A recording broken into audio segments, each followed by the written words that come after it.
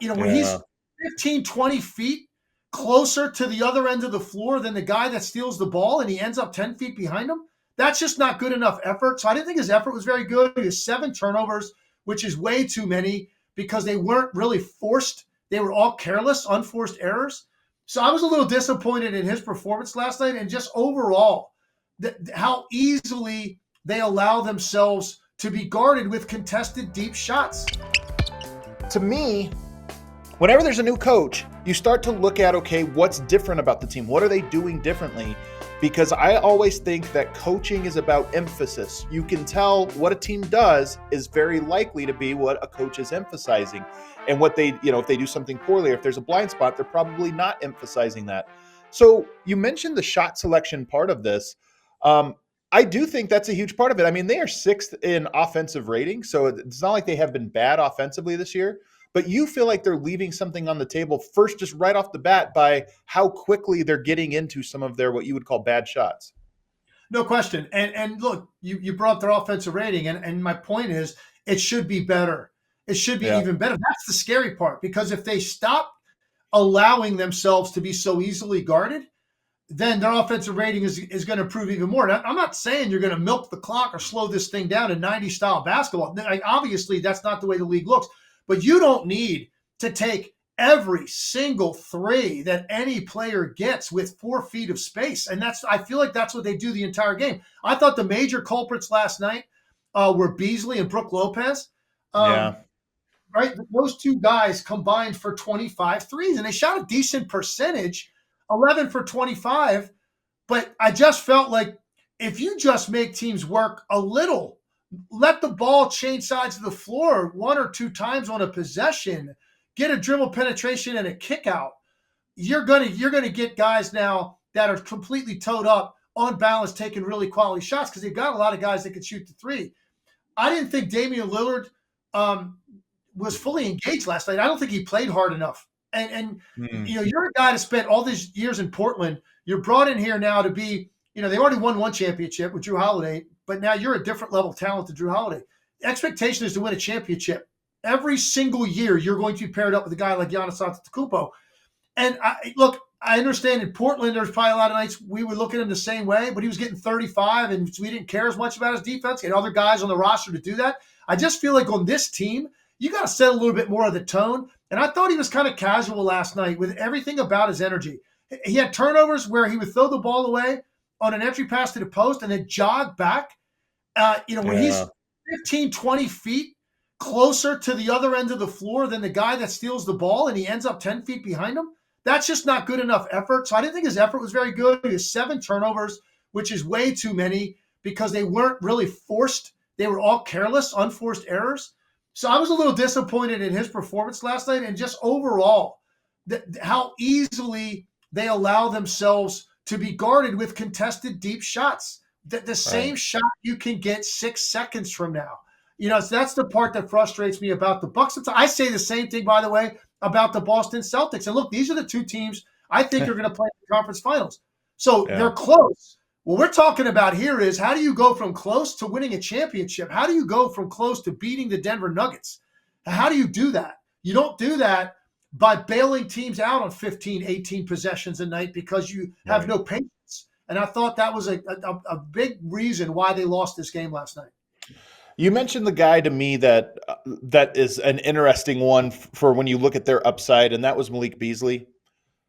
Only the Phoenix Suns, in my opinion, have a role player in the starting lineup that is as weak as Malik Beasley is as an overall impact player. They have a great top 4, of course, we all know, championship caliber top 4, but their 5th guy being Beasley. And the difference between the Suns have like a Kogi, they throw out some role players there, but they're defensive-minded role players. Like, okay, we can't count on a Kogi shot or scoring all the time, but he's going to play defense. He's going to give you effort.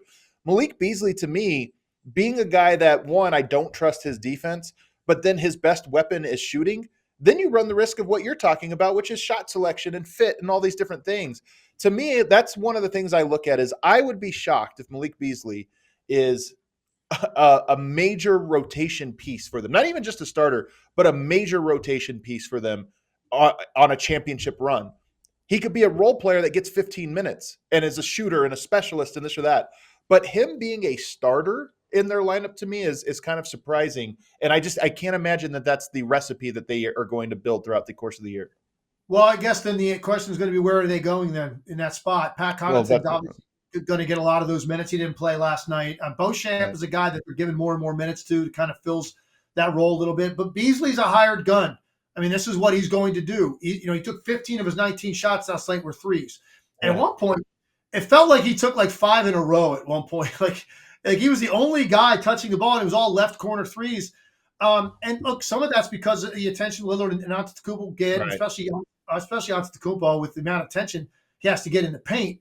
You got to put bodies in there, or he's just going to gut you all night. So there's going to be a lot of shots to be had. I think Beasley can serve certainly a role for them. Maybe what you're saying is 41 minutes, is too much for a guy like Malik Beasley.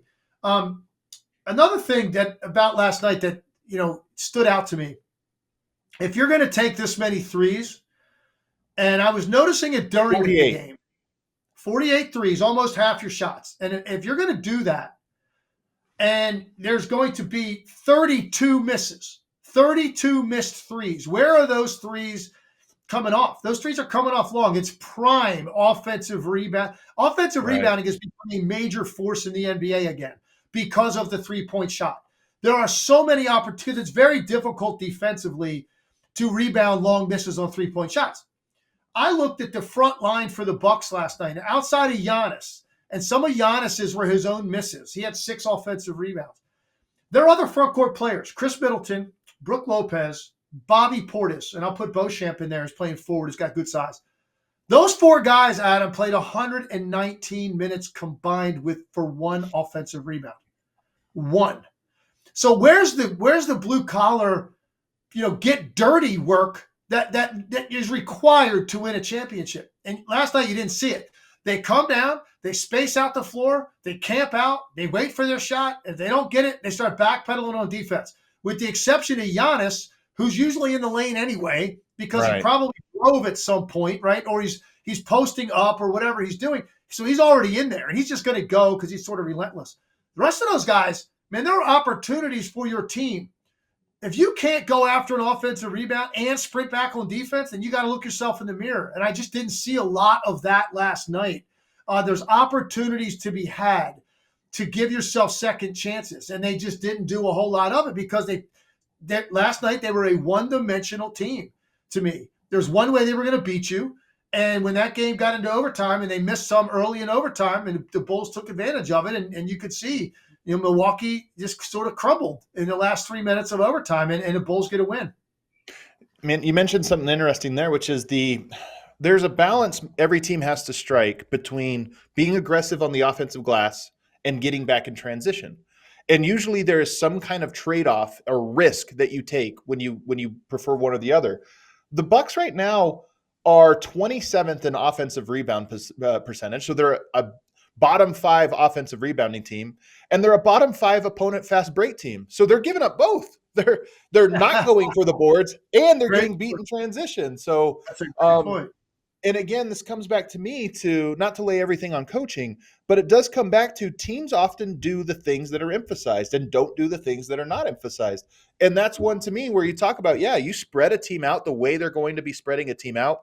And then you have the athleticism that you have between a Giannis, a Beauchamp, a Jackson. Like, they have guys that should be very good at crashing the glass, and yet they're making no impact on it. So to me, that's another thing that I think I look at and say that's a stylistic thing that is probably not emphasized with them. I love that point. Like, are you going to the boards and given up some transition opportunities, right? Or are you not going and protecting against fast break points? And you're saying they're not really accomplishing either of those things. So that's a great step. It reminds me of, there was a college coach one time that said about his team, we aren't big, but we are slow. And I thought, you can't be both of those things, right? And that's kind of what you're saying about the Bucks. This was, look, they were trailing. They got to the stops they needed and made some big shots at the end of regulation. And of course, Caruso, hits an incredible shot at the end of regulation on a fadeaway going to his right 3 that Brook Lopez actually played pretty well. He was a little bit late on his jump, or he intentionally didn't jump because you didn't want to foul. But it wasn't like a great contest. He had his arm up, but he didn't really get off the ground. Or I think Caruso probably misses that because he's not a pure shooter. No. But give him credit, man. That showed a lot of heart. Going to his right, fading away, hits the three to force overtime. Bucks looked a little bit in shock and demoralized as they were walking to the bench, and Chicago came out and took it to him and got that win in overtime. So, how many times have you seen this script, though? This script that was the Bulls had no business winning that game. They were up all game, and then at the very end, the Bucks come back and take the lead. You've seen the script 100 times, and you're like, all right, the Bucks are walking out of here. They stole a win because they're the better team. He hits that shot, and you go, okay, now you played with fire, and you're going to get burned. But one of the things, are you a fan of fouling up three? Because the Bucks had a lot of opportunities to foul Caruso before he took the shot. Are you a fan of that? I am not. And I think it's philosophical. I'm probably in the minority anymore on that. Yeah. I get that. And look, I think it might go back to literally a situation I was in Washington as a player. We were playing the Utah Jazz at home, up 3, and we were going to take a foul. And there was like a guard to start the set. It was a sideline out of bounds. I don't even know how much time was left. Let's say, 7 seconds. And we were going to take a foul. And I think it was the first time in my life to that point, literally, I personally had ever been told, you're going to foul on this situation.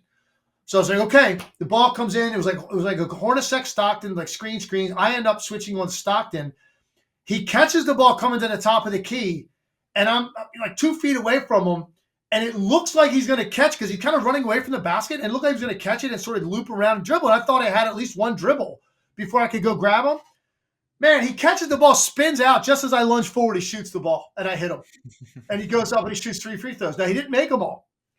So he got bailed out. But it made me nervous about mistiming that again. And I know when I coached, and I coached at, it's not the NBA, but I coached a ton of high-level AAU basketball. We were in this situation many times. And my thing was, if you know a team is going to shoot a 3 and you can't stop it, then you're not very good defensively. You're not very good. You're not practicing what you need to practice every day in those situations to accomplish switches and making sure that you're taking away space. And if anything, guys making a really difficult shot with a hand up. That's my belief. Like I said, I think more and more people are trending toward taking the foul. You see it all the time. A lot of it has to do with time. A lot of people are going to say inside X amount of time, you're going to. If it's more than that, you're not, because in an NBA game, if it's 10, 12 seconds, that's an eternity if a team still has timeouts. Okay, so you might not. But if it's like 5 or less, you're going to. But again, you better time that right so you don't get a guy going up. And actually, I will say this. It's easier to accomplish it in the NBA than ever because they basically, I feel like every night I watch 5 what I thought were and ones that aren't and ones anymore, right? So they don't give you that anymore, right? It's got to be so clear that the ball's already up into your gather and all these things. It's very difficult actually anymore to get the and one off the dribble in the NBA. So it's easier to commit the foul. You're not as afraid of it. But for me, no, I like to try to get that stop with a hand up. For me, it's philosophical in that I just like basketball. There's something pure about if you're using a rule against itself, I don't like it. And that's an example of fouling is supposed to be a penalty. You're penalized for fouling. If it's used as a weapon, I hate it. So for me, I just like to see a finish, get a stop, or make an amazing shot. Like that's what I want to see. I don't want to see this, oh, it was so smart to do this thing. We all silly like the mayor.